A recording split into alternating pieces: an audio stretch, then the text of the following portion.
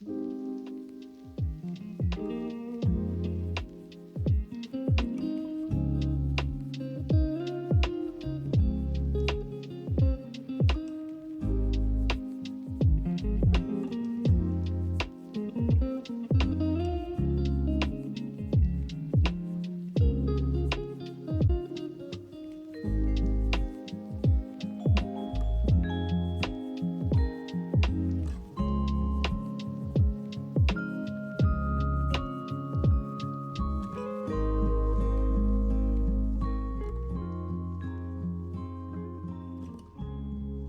everyone, my name's Lex, and it is Wednesday.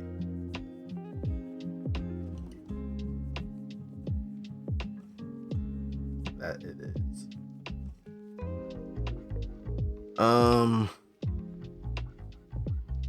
So we have Lancer, with Red Cobalt Gaming, later today. But before that, wanted to continue, I guess, my read through on the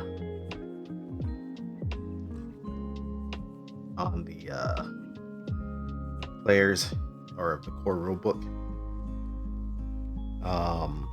And then also from last session, we had been given our level up, so I wanted to kind of make sure I had that buttoned down before we get into our game tonight.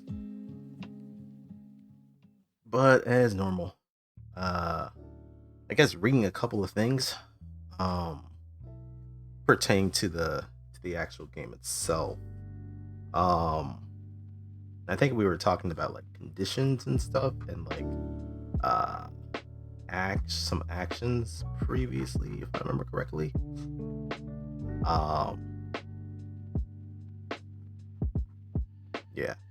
We skipped over the pilot section, mainly because I don't think we would do as much of it. I could be wrong, who knows, but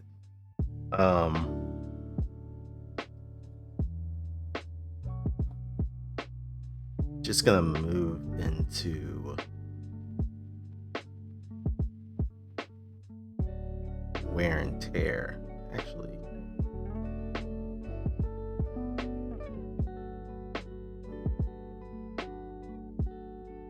Yeah, I think we also talked about a little bit of terminology. Then yeah, wear and tear. Damage and structure. Unlike pilots, mechs don't go down and out when they reach or reduce to 0 HP. Mechs are powerful machines that can take several hits before they start to break down. The durability is represented by a structure score. When they reach 0 HP, taking major damage to their chassis and systems, mechs take structure damage. Oh, hey Carsphone, hope you're doing well. Player mechs have 4 structure. Most NPC mechs have 1 structure, but some have more. When the character with structure reaches 0 HP, it takes 1 structure damage, makes a structure damage check, and resets its HP to full.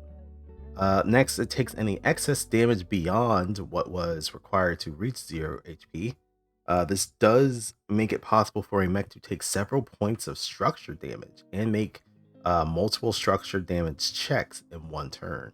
Oh shit, that's actually kind of scary.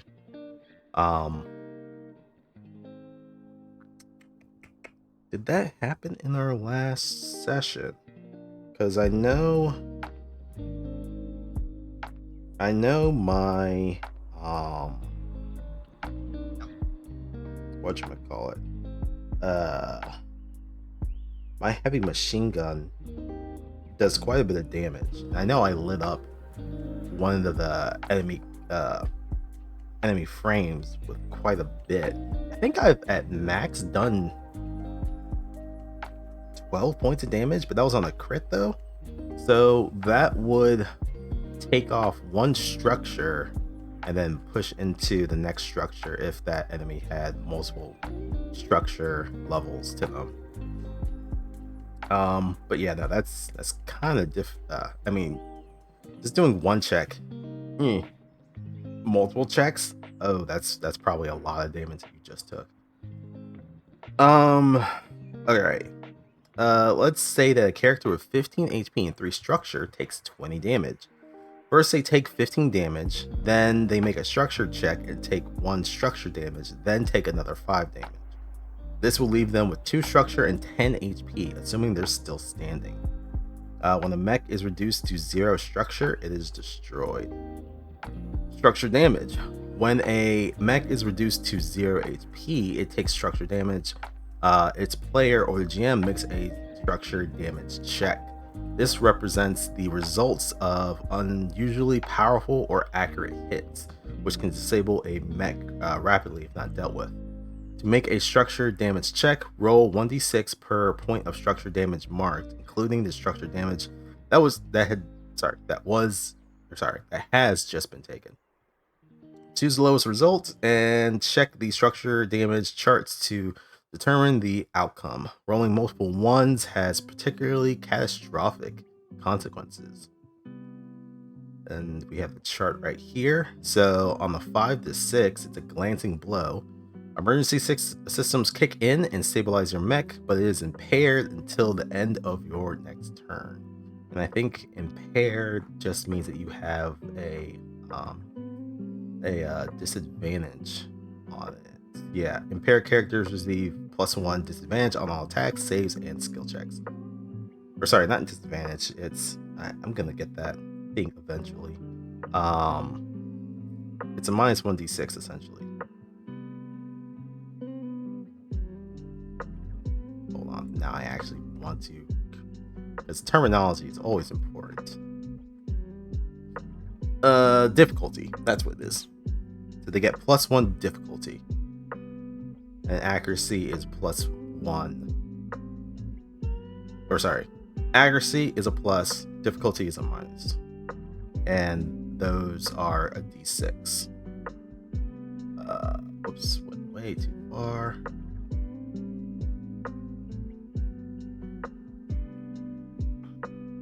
Alright, so you're impaired, you get a difficulty -d6 to your stuff until the end of your next turn. On a 2 to 4, you have a destabilized power plant. The power plant becomes unstable, beginning to eject jets of plasma. Your mech becomes exposed, taking double kinetic, explosive, and I think that's plasma damage until the status is cleared. Let's just make sure. Oh wait, no. Oh, whoops! I had skipped ahead.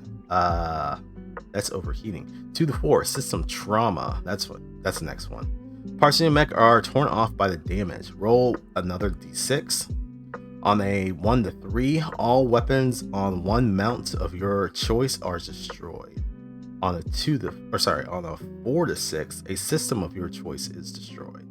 Limited systems and weapons that are out of charges are not valid choices. Ooh, so it has to be something that's usable. If there are no valid choices remaining, it becomes the other result. If there are no valid systems or weapons remaining, this result becomes a direct hit instead. And direct hits are pretty bad. A direct hit, that's a 1 on that d6 for the structure damage table. The result depends on your mech's remaining structure. If you have 3 or more structure, your mech is stunned until the end of your next turn. If you have 2 structure, roll a hull check. On a success, your mech is stunned until the end of your next turn. On a failure, your mech is destroyed. And then on a 1, if you have 1 structure left, your mech is just destroyed. Oof, that's rough. If you're rolling multiple structure damage checks and you get multiple 1s, it's a crushing hit. Your mech is damaged beyond repaired. It is destroyed. You may still exit it as normal. Or I guess, depending on your game, that could also mean you're just straight up dead. But yeah, depends on the game. Okay. Overheating and stress.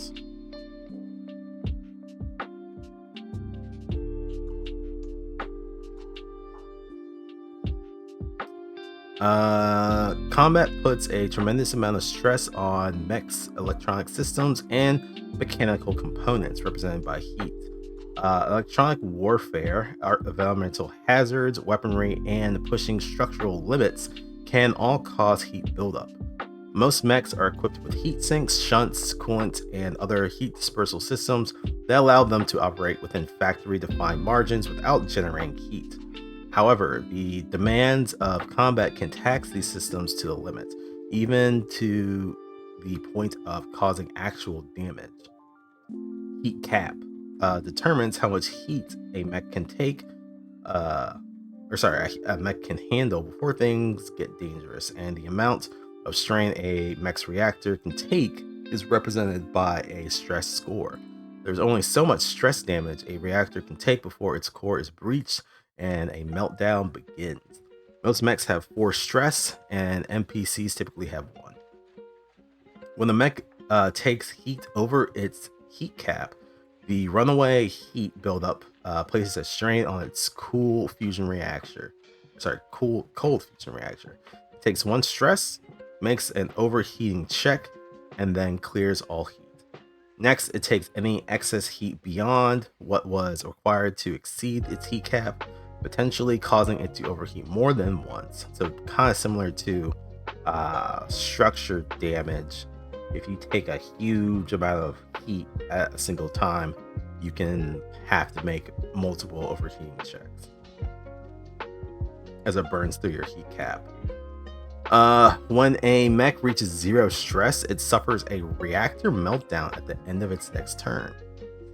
Overheating. When a mech exceeds its heat cap and takes stress damage, its player makes an overheating check, or the GM. To make an overheating check, roll a d6 per point of stress damage marked, including the stress damage that has just been taken. Choose the lowest result and check the overheating chart to determine the outcome. Rolling multiple 1s has particularly catastrophic consequences, so pretty similar to structure damage. Reactor meltdown. Overheating sometimes results in a reactor meltdown. This can take place immediately or following a countdown, in which the countdown is updated at the start of your turn, and the meltdown triggers when specified. When a reactor meltdown takes place, any pilot inside is immediately killed, and the mech vaporized in a catastrophic eruption with a burst to area. The wreck is annihilated, and all characters within the affected area must succeed on an agility save or take 4d6 explosion damage. On a success, they take half damage. Cooling. A mech's marked heat can be cleared with stabilize or using certain systems. Heat also resets when you rest or perform a full repair.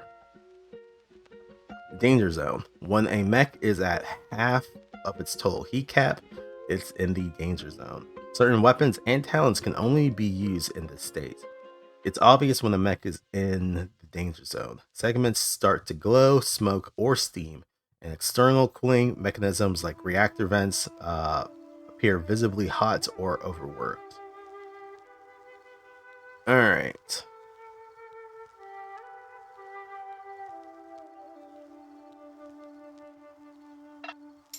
Okay, so it was both lowest value on D6 if you have to roll multiples.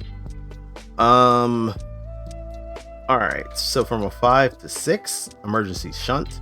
Your mech's cooling systems manage to contain the increasing heat. However, your mech becomes impaired until the end of your next turn. So pretty similarly to structure damage on a 5 to 6. You become impaired. From 2 to 4, destabilize power plants. Okay, this is the one that I had mistaken earlier. Power plant becomes unstable, beginning to eject jets of plasma. Your mech becomes exposed, taking double kinetic, explosive, and electrical damage until the status is cleared. On the 1, you have a meltdown. The result depends on your mech's remaining stress. If it's 3 or higher, your mech becomes exposed, similarly to structure. If it's 2 stress, roll an engineering check. On a success, your mech is exposed.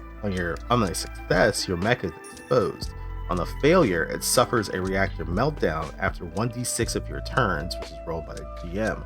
A reactor meltdown can be prevented by retrying the engineering check as a free action. And if you have 1 stress, your mech suffers a reactor meltdown at the end of your next turn. That's very bad. And then if you roll multiple, if you have to do multiple overheating checks and you roll multiple ones, you have an irreversible meltdown. The reactor goes critical. Your mech suffers a reactor meltdown at the end of your next turn. So rough. Repairs and rest. So that's something that we were doing just in the last session. A mech's repair cap is determined by its frame, with a bonus from hull. It represents the mech's resilience and ability to continue functioning while damaged, as well as its supplies of parts and tools. Repair cap also indicates the maximum number of repairs a pilot has available to spend on their mech in or out of combat before returning to base and performing a full repair. Mechs can be repaired in combat with stabilize, regaining all HP at the cost of 1 repair, and certain systems. Outside of combat, they can be repaired when their pilots rest. To rest, pilots require at least an hour of uninterrupted downtime or light activity, for example, making camp or performing routine maintenance. After resting, characters may clear all heat, clear any statuses and conditions affecting their mech, restore half of their pilot's HP, and clear the down and out status. They may also spend repairs at the following cost. For 1 repair, you can do you can restore full HP or repair a destroyed weapon or system. For 2 repairs, you can restore 1 structure or 1 stress. And for 4 repairs, you can repair a destroyed mech, which is on right here, destroyed mechs. Destroyed mechs become wreckage, objects on the battlefield that can be moved and dragged around and provide hard cover. Any spaces occupied by a wreckage are difficult terrain. Repairing destroyed mechs. If the wreckage of a destroyed mech can be obtained, it doesn't in other words, it didn't melt in a reactor explosion, the mech can be restored to working order while resting with 4 repairs. Anyone can contribute repairs to do this, meaning that a mech can be restored even if it has insufficient repairs remaining. Repairing a destroyed mech is the only time pilots can share repairs like this. Okay, so it can be a communal thing essentially. Once repaired, the mech returns to 1 structure and 1 stress and full HP, no matter how much it had before. Any destroyed weapons or systems remain unusable unless the damaged mech spends repairs to fix them as normal. A full repair. When a character spends at least 8 hours relatively uninterrupted in a secure location, they can perform a full repair. A full repair allows them to restore all pilot HP and clear the down and out status.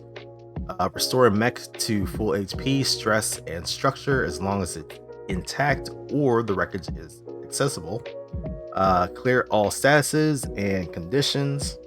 Repair any destroyed weapons or systems. Recover CP if used.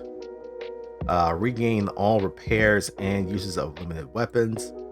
Print a new mech and equipment with proper facilities. And then printing. If a pilot has access to proper facilities, they can also use a full repair to rebuild a mech or build an entirely new one. Mechs can be printed from scratch using Union's enormous printing facilities, which are ubiquitous on most occupied worlds. A printer and assembler can perfectly recreate any mech or gear for which a pilot is licensed. Of course, pilots are only licensed to print one mech at a time. If they print a new one, any other ones immediately cease to function. Oh. I don't know if we will need to worry about this, but I guess there's death and then there's cloning. The destruction of a mech doesn't always mean the death of its pilots. Pilots are hardy, and cunning as long as they survive, and can and will escape or eject from mechs that have been shut down, disabled, or even destroyed entirely. Mechs can always be rebuilt. Pilots are one of a kind sometimes. But there's cloning. Exceptional pilots, especially Lancers, represent tremendous investments in hardware and trading. As such, they tend to have powerful, well-connected patrons with an interest in maintaining and investments. It's no surprise then that technologies exist to replace deceased pilots with subjective facsimiles, or if time doesn't permit, to create imperfect, flash-grown genetic clones. Unique subjectivity, natural life facsimile clones are their own people, legally, culturally, and cognitively, and are common throughout the galaxy. In terrestrial world colonization, for example, first and second generation cloning is the norm.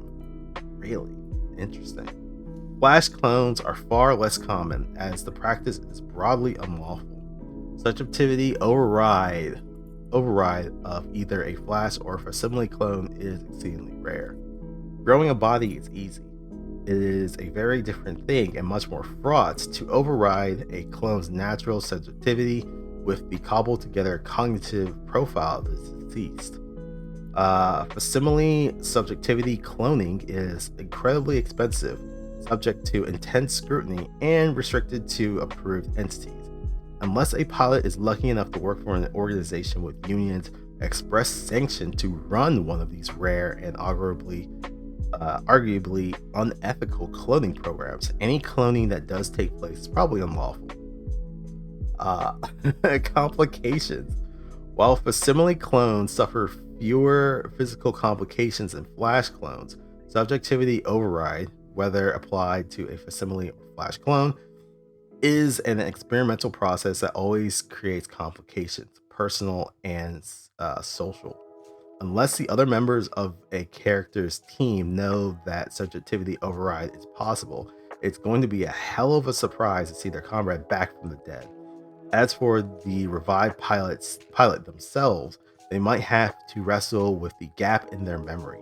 This gap necessarily means they don't remember any events or interactions after the beginning of the session in which they die, although they keep all of the license level advancement.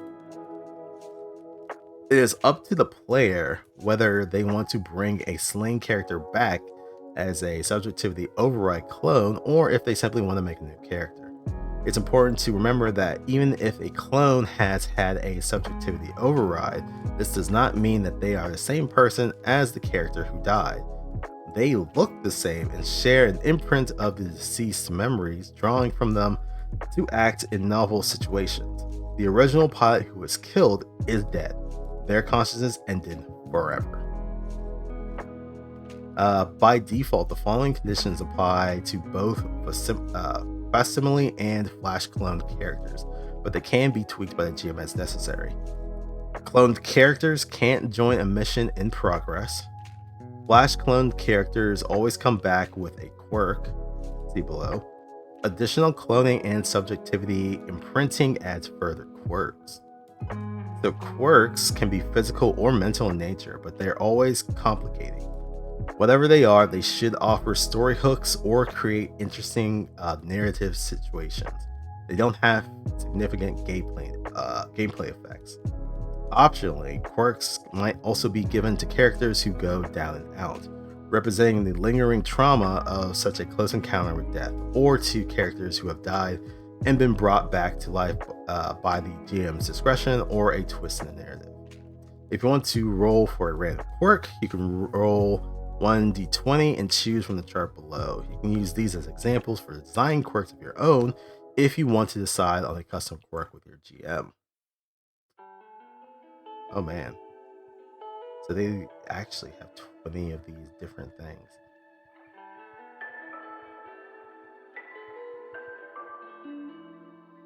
Well, I don't know if that will come into play. Also, famous last words now that I've said them, but I guess it is what it is. So, all right, now moving on into the actual level up that we need to do.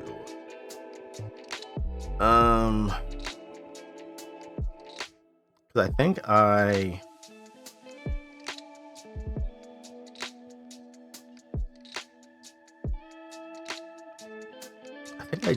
I did do some of the level up, not all of it. Which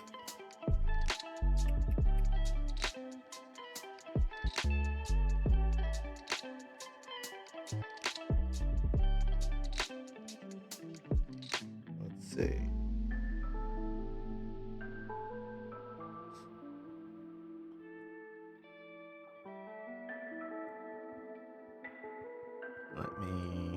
There's a couple of things I want to do. So first,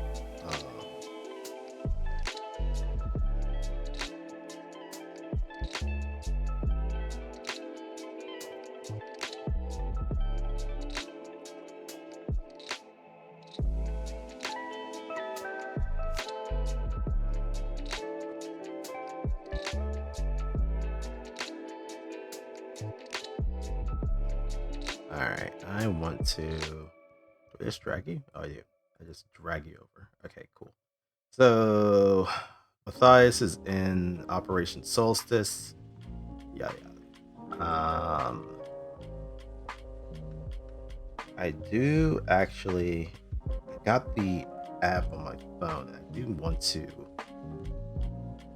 because it doesn't look like it carried my stuff over. So what I'm gonna do real quick.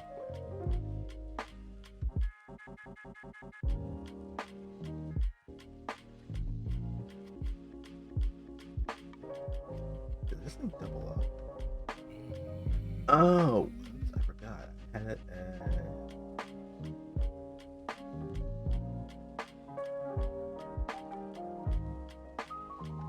oh, that's what that looks like. Well, now I can correct this. Hold on a second.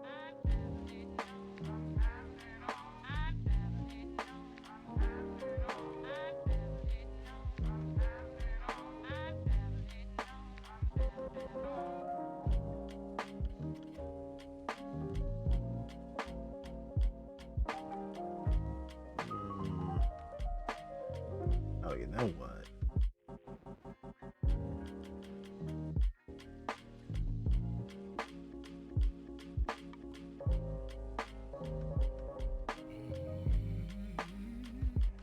I don't know why I'm doing this, but I just want to.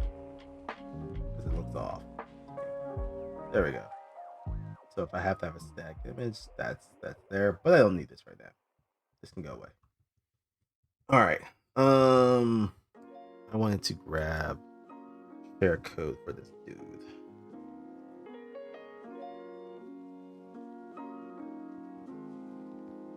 Oh wait.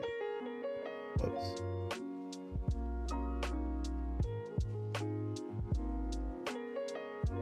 Oh, here we go.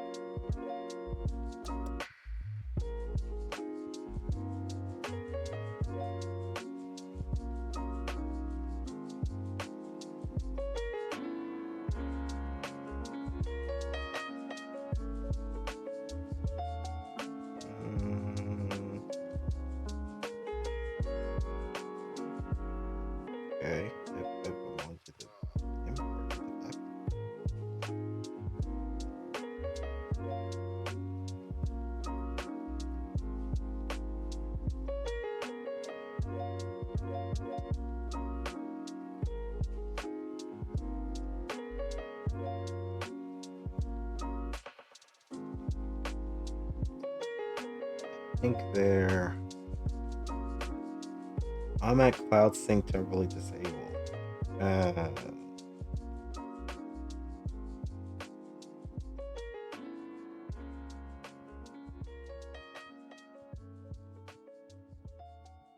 So I can actually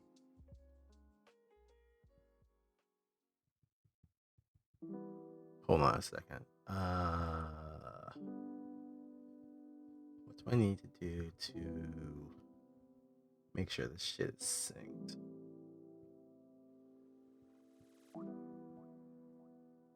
Disabled.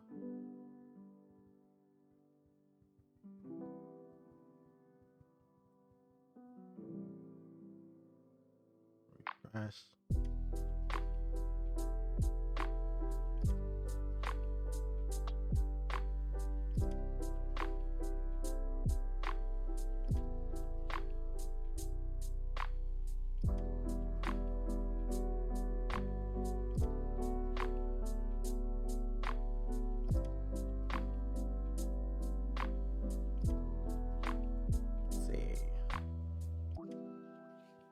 No, that is correct. Hold on a second. I have something else that's here.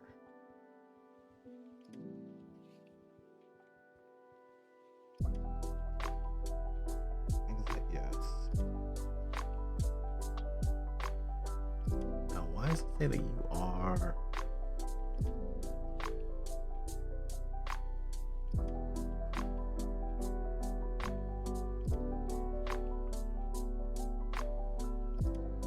I'm going to get rid of you because we're not doing anything with you. Hopefully this doesn't screw me over. Okay.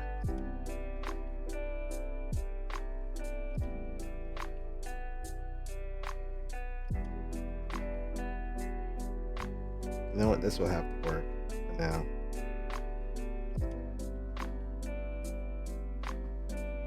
Okay.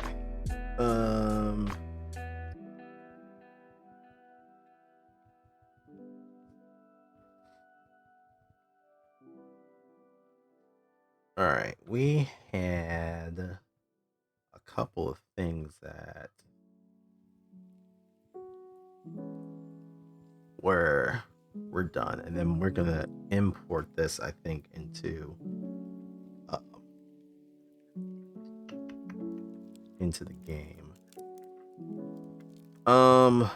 So with a level up, oh, actually, that's probably a good thing. Where are you?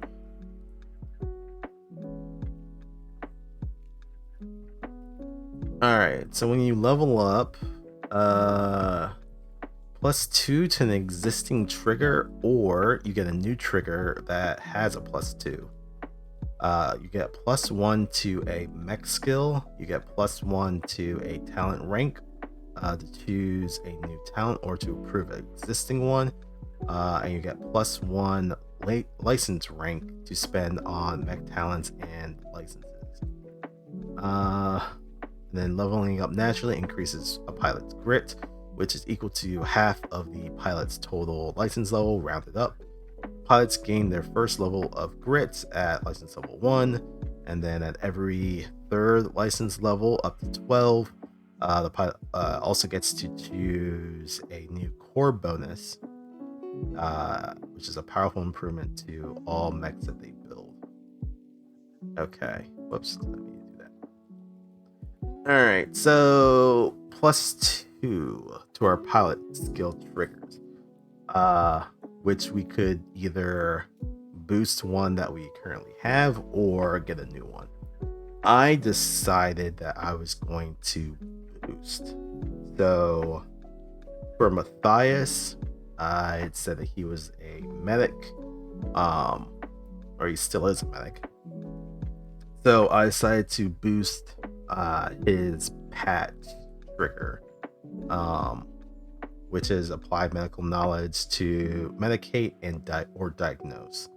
So originally it was +2, and I added another +2 to it. So boom. Next, Reserves and bonuses, don't need to worry about that. Licenses, well, +1 to a mech skill. So what I decided to do, because I think originally I wanted to put up another +1 into engineering, but that only gets me a raise into my heat cap, which isn't bad, but I think I wanted to do +1 into agility, which raises evasion to +1, which would essentially raise my AC, so to speak. Because evasion is essentially your armor to avoid hit. So yeah, so we did +1 to agility. Don't remember what that was. All right, and then +1 to talent rank, to choose a new talent or improve an existing one. Whoops. So talents. I currently have leader, heavy gunner, and spotter. I decided to do a bump into leader because I have the leadership dice from field commander, which are d6. So essentially I can give a accuracy to someone, kind of like a bardic inspiration. But I have to specify what they're going to end up using it for. Which issue order, once per turn. On your turn as a free action, you may issue an order to an allied PC you can communicate with, describing a course of action and give them a leadership die. They may either expend the leadership die to gain +1 accuracy on any action that directly follows from that order, or may return to you as a free action. Allies can have 1 leadership die at a time, which lasts until used or until the end of the current scene. The reason I decided to bump this to the next level was that I get open channels, which bumps my leadership dice from 3 to 5. And additionally, I can now issue a command as a reaction at the start of any player's turn, any number of times per round. So if someone starts their turn, it doesn't have to be on my turn now. If someone else starts their turn, I can just give them a leadership die and they can have that for until the end of that scene. And then I kind of want, if we level up again and we get another pilot talent, I'll probably max out leader, because then it gives inspiring presence. Leadership dice go from 5 to 6. Allies that have your leadership dice can expend them to reduce damage by a d6 when taking damage, or to deal 1d6 bonus damage when they hit with an attack. So now the leadership dice can be used for damage mitigation or damage bonus. So that's kind of what I went with. Let's see. And then your license rank, it goes up by +1 to spend on mech talents and licenses. I went with the Swallowtail, which I think we can probably talk. Actually, I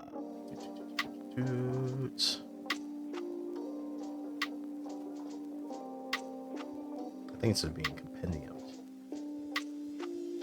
Yeah. Swallowtail, 184.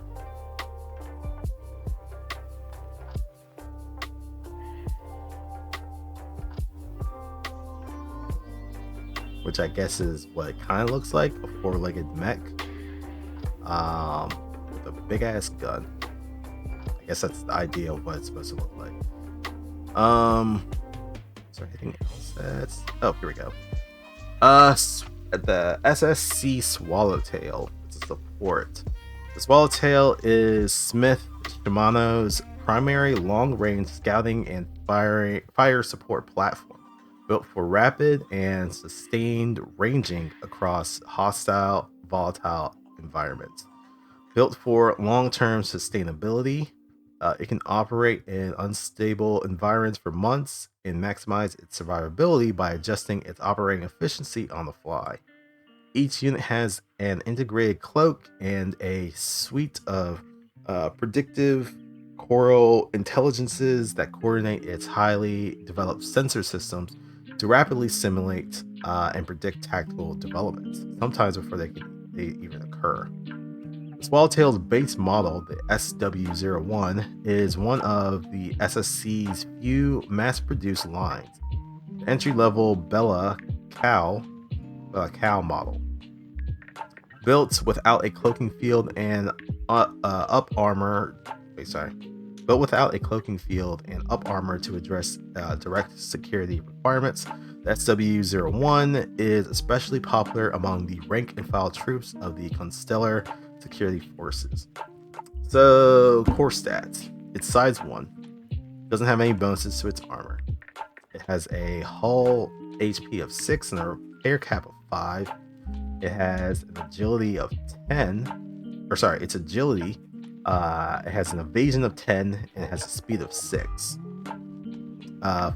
For its systems, it has E defense of 10. It has attack of +1. It has a SP of 6, and then for engineering, it has a heat cap of 4. Its save target is 10, and its sensors are 20. Now, I think the thing in particular is that I'm not actually getting this specific frame, but I'm migrating into the direction of getting that frame. So that I won't actually have it until I hit rank 2. Rank 1 only just gets me a couple of abilities from it, and then rank 2 actually gets me the frame itself. Whoops. So let's see.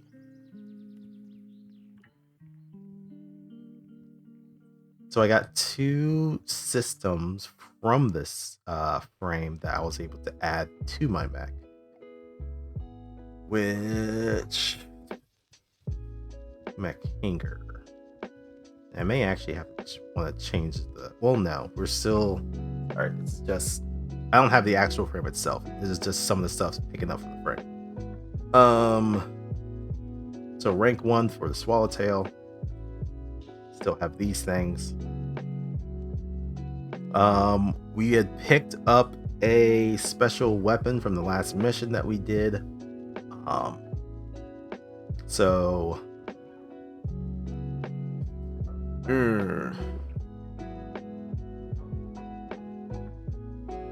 it does less damage than. Oh no, sorry, I misspoke. Originally on my main mount, I had a mortar, but I swapped that out for the battle rifle that we picked up. So unfortunately, I don't. Well, you know what? Can I get rid of the? I don't feel like the pistols are really going to be helping much. Let me see. Can I actually do that? Oh, maybe I can. Looks like I can.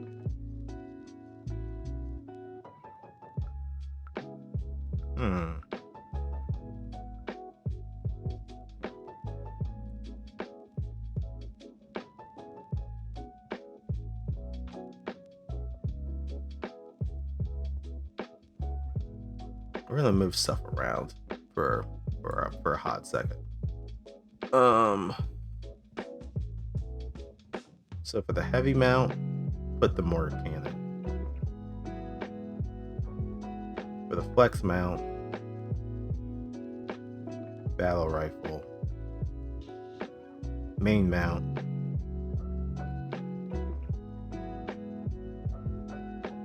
oh, maybe I can.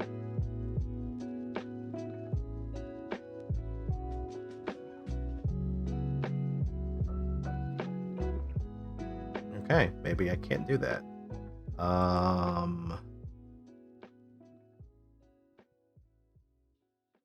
Heavy machine gun. That's what we had before. Main mount. Battle rifle. Flex mount. Mortar.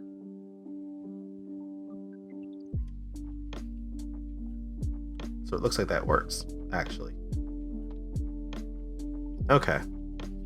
Yeah, so what I'm kind of thinking is I guess like I don't know if that's actually the best example, but essentially like battle rifle, assault rifle used for the main weapon. The mortar is pretty much like the under barrel grenade launcher. Is what he's kind of using, and then he has the shoulder mounted heavy machine gun that does a lot of damage, which I guess kind of goes with the image.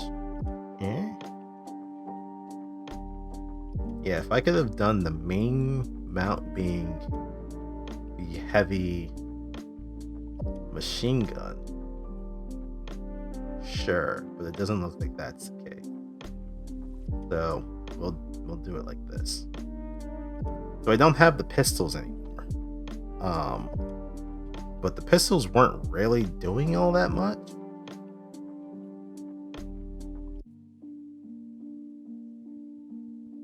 For the most part. Let's see. We kept the deployable cover from our previous mech.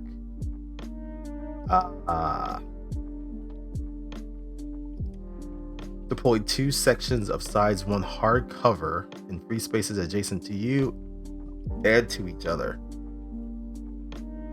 Each section is an object with 5 evasion, 10 HP that can be targeted and destroyed individually. Sections of cover can be picked up again as a full action. Repairing the system restores both sections. So essentially, this is kind of like my movable barricade that I can move with me, but it takes a full action to recover it and have it usable again. But if there's a chance that I have to be behind cover, it's there. Though, I mean, it was either this or the smoke, and the smoke had multiple charges that I could use.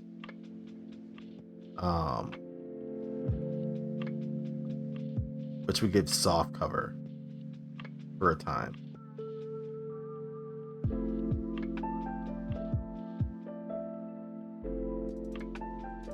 I don't know. Still gonna think about that one.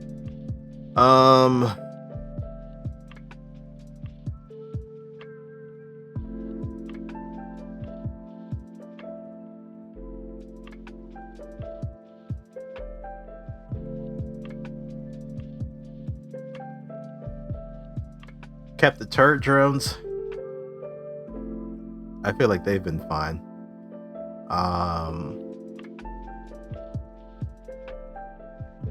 They can't be recalled and they expire at the end of a scene. Which a turret attack is once per round. Trigger an allied character within range 10 of the turret drone makes a successful attack. The turret drone deals 3 kinetic damage to its target as long as it has line of sight to the target. And I feel like they've been fine just to kind of lock down the area a little bit. So he was useful, and I'm gonna keep that. And then because I was going into the swallowtail frame, I swapped out the smokes for the marker light. So activate marker light is the action. It's a full tech action though. Make a tech attack against a character within sensors and line of sight. On a success, they take 2 heat, lock on, and cannot benefit from soft cover until the lock on is cleared.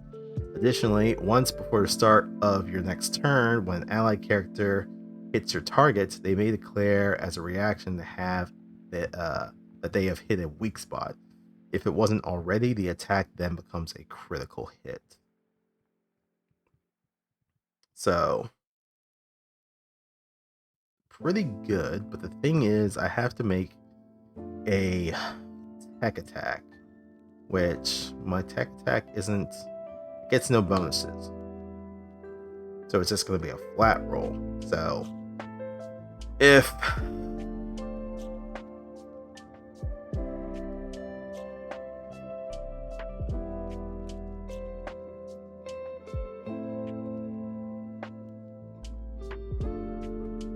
I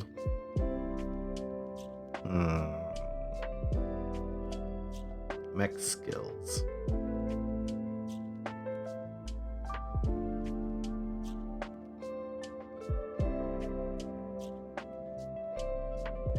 Maybe I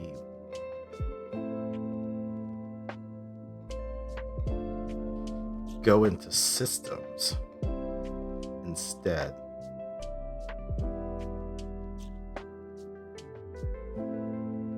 And with that,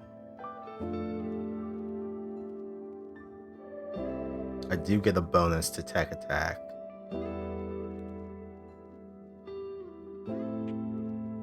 It's a slight bonus. Only a +1, but I mean that's useful. A character within sensors. My evasion is still 8 though, so not the greatest.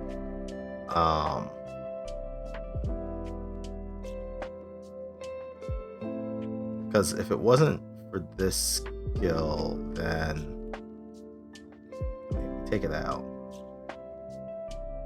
We have two options: marker light or Lotus projector. Lotus projector is 2 system points.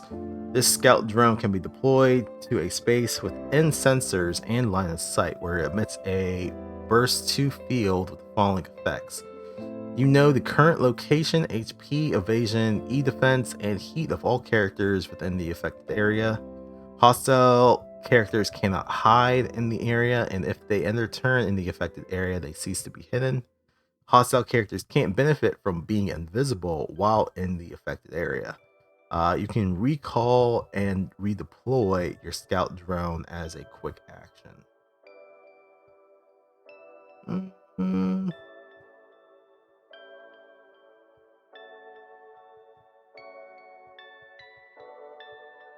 Now that I think about it,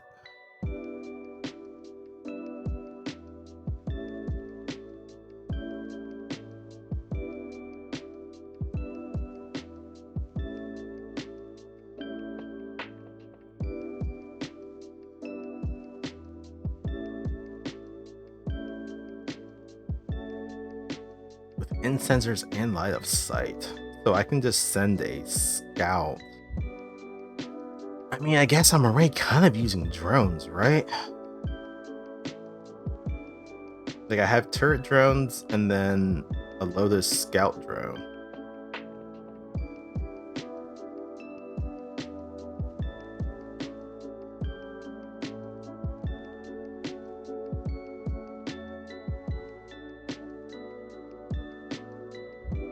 It can recall and redeploy as a quick action. You know, honestly, I think I may do this. Just because I'm already doing drones and other deployables. Sure, I'll do that. I'll be the TF2 engineer, just throwing down turrets and doing shit. Alright, and then the last one I was picking up was custom paint job, just because I had an extra skill point to use.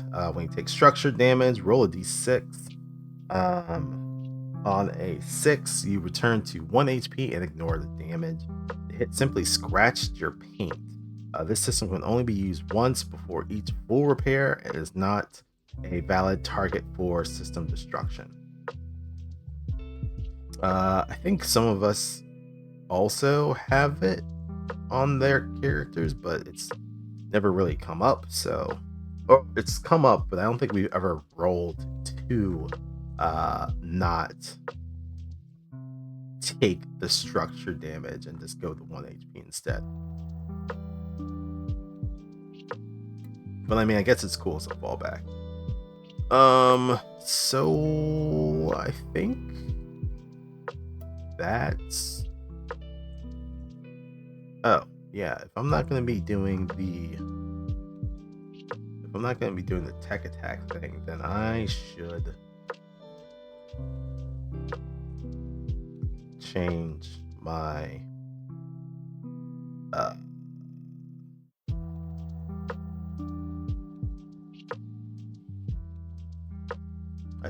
mech skill back. So instead, we're doing agility. +1 evasion. Boom.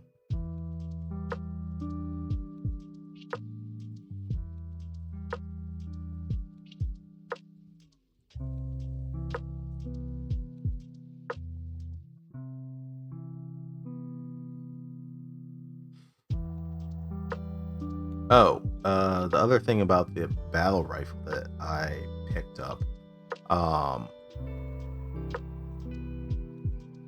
if enemies have lock-on on them, I can fire at them from quite a longer distance.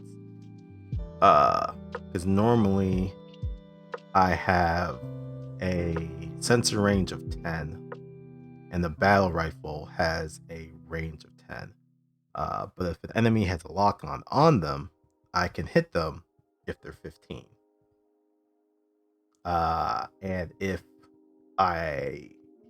I'm just shooting normally though, and I crit, then the target that I crit gets a lock-on placed on them. So,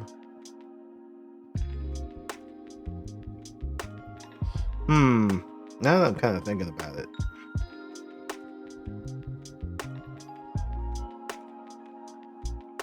the Lotus projector.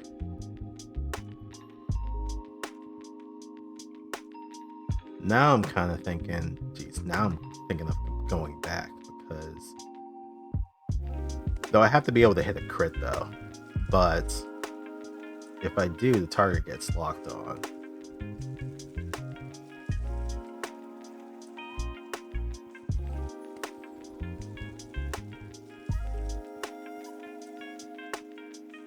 But that other ability,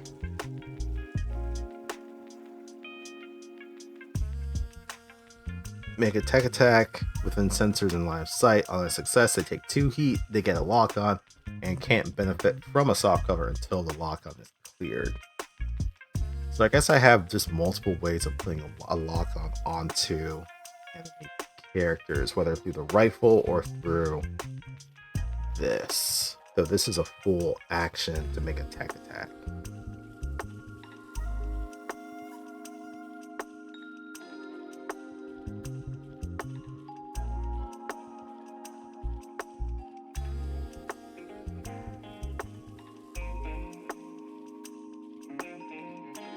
You know what? I think I may actually do this.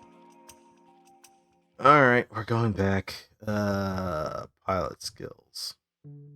Or mech skills. Less evasion, more into systems.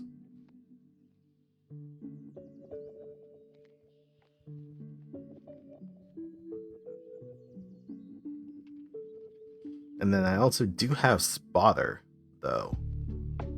When an allied character adjacent to you attacks a target and consumes lock-on, they may roll twice and choose either result, which means they consume the accuracy die that the lock-on would provide and roll it twice, taking the higher of the two.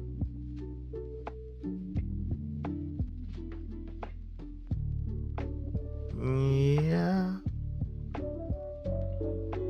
You know what? I think I may go with that, actually.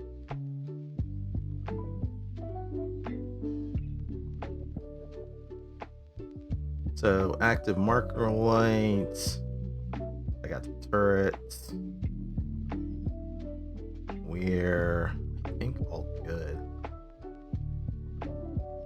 Now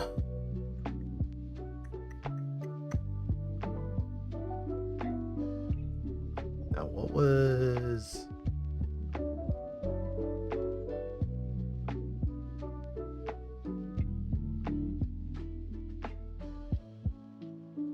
So now that I have done the level up, do I...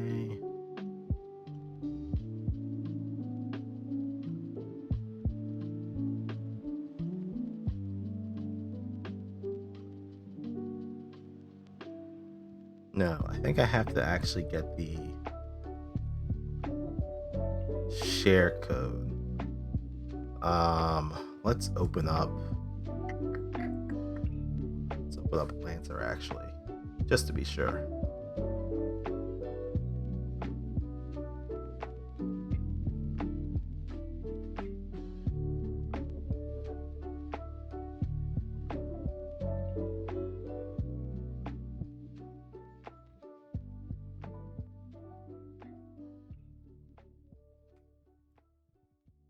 It's like Red's online.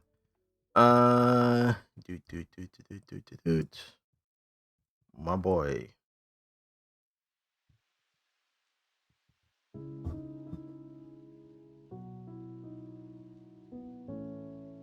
Do I... Well, I can... Actually, that's a good question. How do I import? Import data. Do it as a JSON file.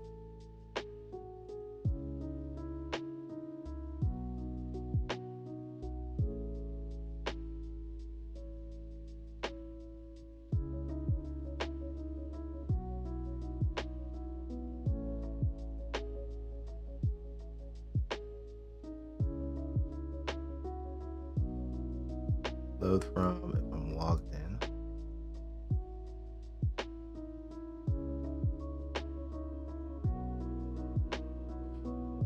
Did this correctly load is the question.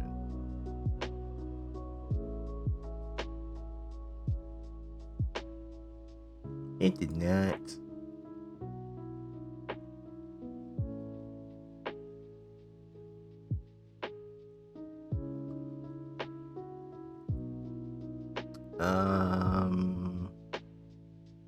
No, hold on. That's not what I wanted.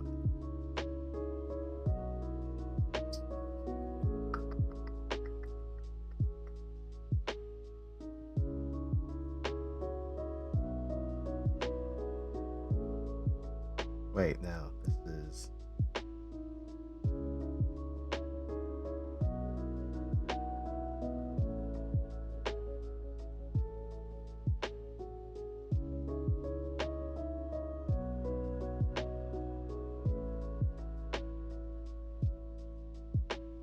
Maybe this is what I want? Hold on.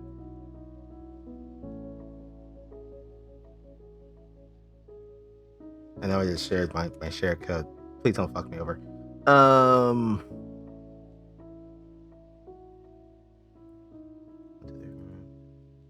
If I do this.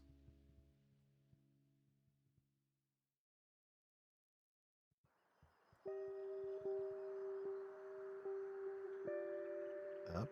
Hold on a second. Maybe this did correctly. Okay. Personal drone, have card suit, grip 1. Oh, okay. That added. Licenses, Swallowtail, okay.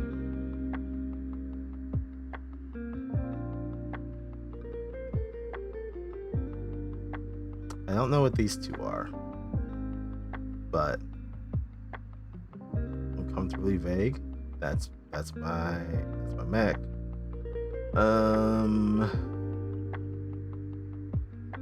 Loadouts.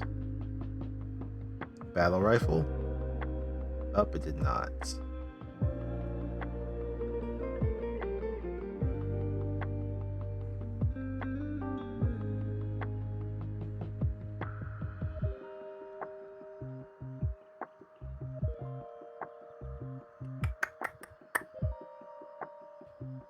I mean, that shouldn't be a problem. Because I can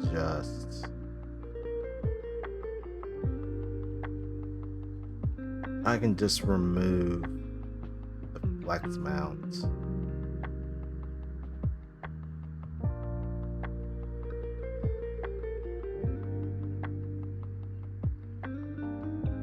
Oh wait.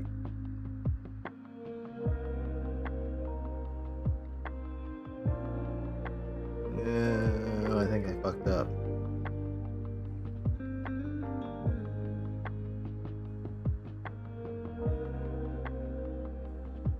I think I messed up. I should not have clicked that button.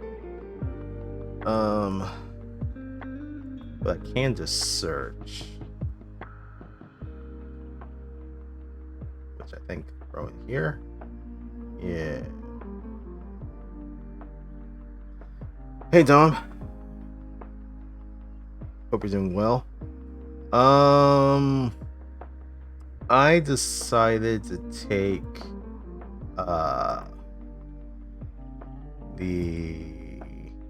where are you? Stupid thing. Swallowtail.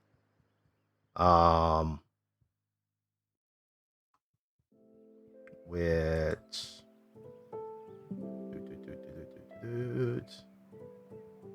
it's probably not going to show up specifically here.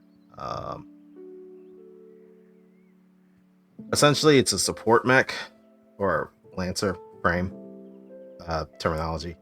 That's probably the direction I'm going to go into. And it has a couple of things.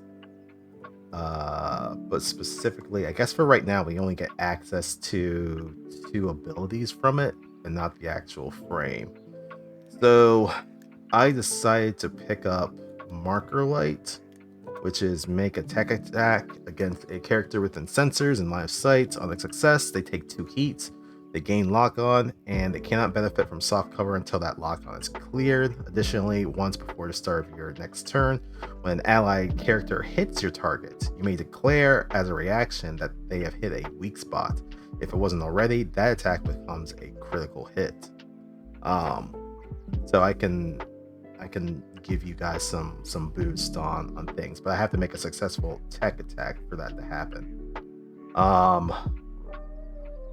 And that's just that for that specific ability in and of itself. Since from the items that we had gotten from our last sortie, I think we agreed that I could take the battle rifle. So in addition to that ability, I can attack characters that have lock-on condition at a range of 15, even though the range of the weapon normally is 10. But if they have lock-on, I can do an extra 5 range to it and hit them from further. If I hit in, that's just its normal thing. But if I crit with the weapon, then that target gains lock-on. So that's another way I can give lock-on to you guys. And then I also boosted for my pilot abilities. Nope, not this one. For my talents, I boosted leader. So the leadership dice that I had earlier, to give you guys an accuracy dice, essentially, now it went up from 3 to 5 dice in that pool, and then I can issue a command as a reaction at the start of any of your guys' turns, any number of times per round. So if you guys start your turn, I can just, as a reaction, I can give you a leadership die. If Remy starts his turn, I can give him a leadership die. And yeah, you guys have that to utilize. And then, I mean, I don't think we're going to be leveling again in this, but I mean, if we were, then I would probably max out leader, and the number of dice I have go from 5 to 6. And then anyone who has a leadership die, they can use that to either reduce damage by a d6 or increase their damage by d6 when they attack. So yeah, putting support on support on support for this guy. But that's what I'm going with. And it looks like, well, I'll just have to do this. I got the marker light, custom paint job. Those are two things I added. I got rid of the smoke. But I kept the deployable cover, which hopefully I can use that a little bit more often. Kept the drones. Main weapon mount is going to be that battle rifle. I got rid of the double pistols. That's the flex mount, because honestly, I didn't think they were doing all that much. But kept the heavy machine gun and kept the mortar cannon. So there's stuff to use. But yeah, mainly just being able to add interruption. Damn. Always at the worst possible time. Where did it cut off?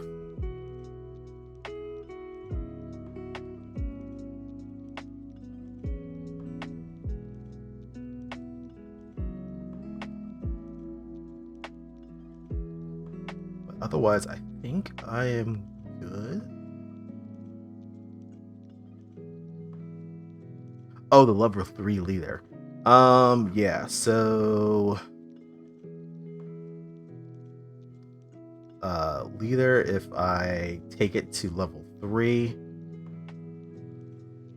it becomes inspiring presence.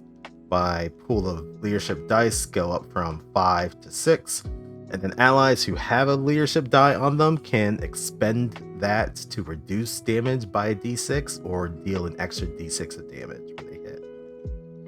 So more support options.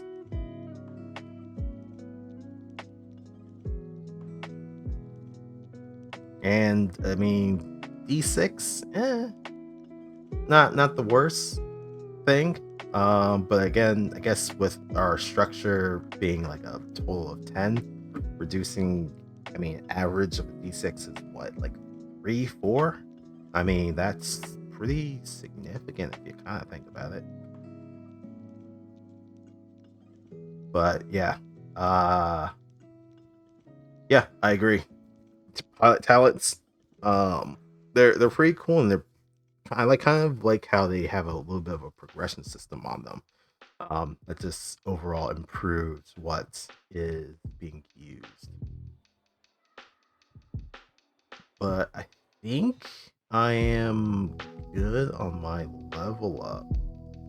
And yeah, so that was on CompCon, and I moved everything over. And it looks like it imported, other than it didn't do it for the mech itself. But I mean, that wasn't too much of a change, just to kind of move some stuff around. Still keeping that heavy ass machine gun, which does quite a bit of damage. And that's pretty useful. Yeah, I think I'm pretty good to go.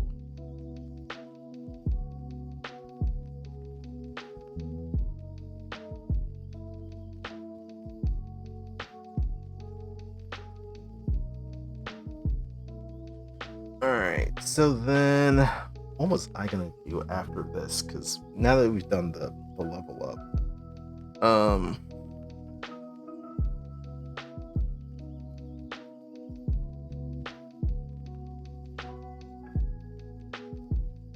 I mean, that's true. Actually, why haven't I done that earlier? Lock on, and then because the heavy machine gun is inaccurate, so it gets a d6 added to it, so I can just cancel that with a lock on. Wow, I don't even know, why didn't I think of that before? Jesus Christ. Okay, we're just learning the system. No, that's actually a really good reminder. Thanks for that.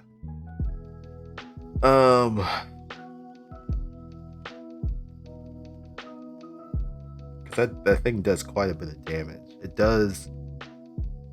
Yeah, and honestly, I think that would probably be better than, or specifically for that turn, if I am using the heavy machine gun, probably want to do a lock on with it so it cancels out the inaccurate.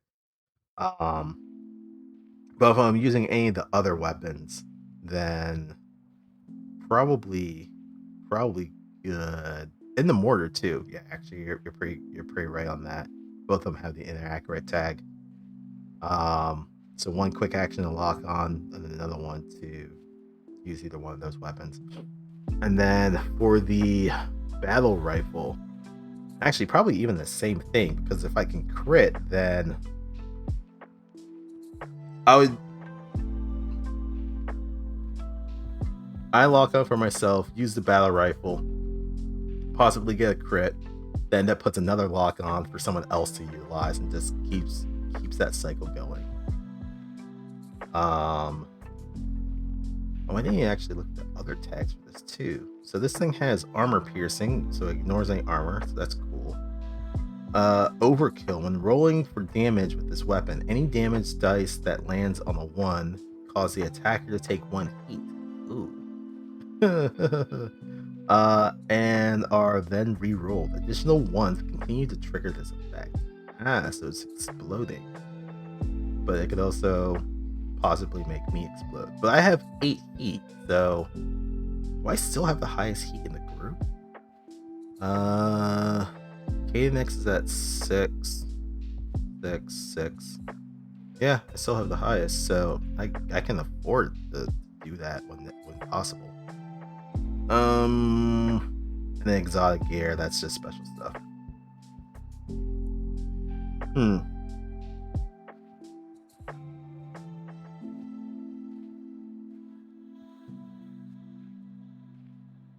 Oh, did it not? This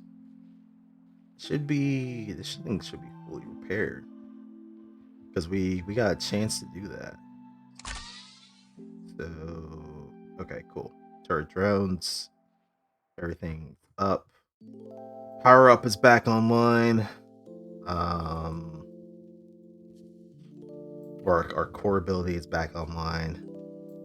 I'm actually forgetting. What does grit do again?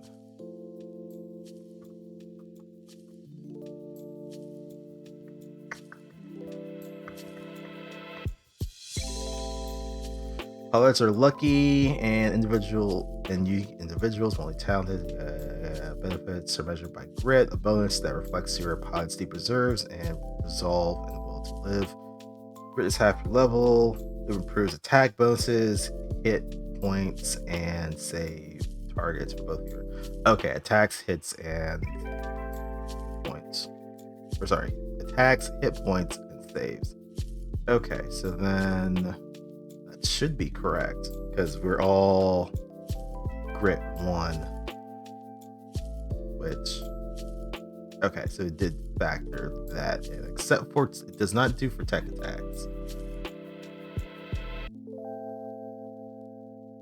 And then target save also have it.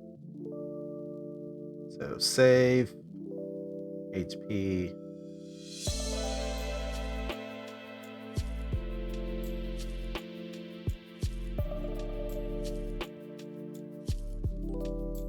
Attack. Is that listed? Should be. I guess it's not specifically listed on the front page, but if it's rolled, it should show, right? Let's see. Very curious.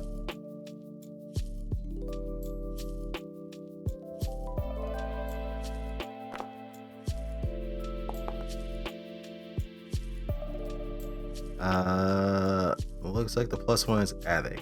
Okay, that's good. But that was horrible roll of 2. All right, I think I'm good with that now. What do I do now that we have less than half an hour? I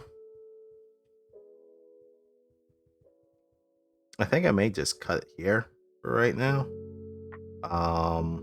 And do a couple of things before the session starts at 8. All right. thanks for watching along. We have Operation Solstice with Red Cobalt Gaming in less than half an hour, 8 o'clock Eastern. So, if you want to tune in and watch that, it'd be great. More mecha action with our group, and this is session number 4. I think we have a total of 5. So we're getting up on the finish line there. Otherwise, I'll catch you on the next one. All right, I'm Alex. Later.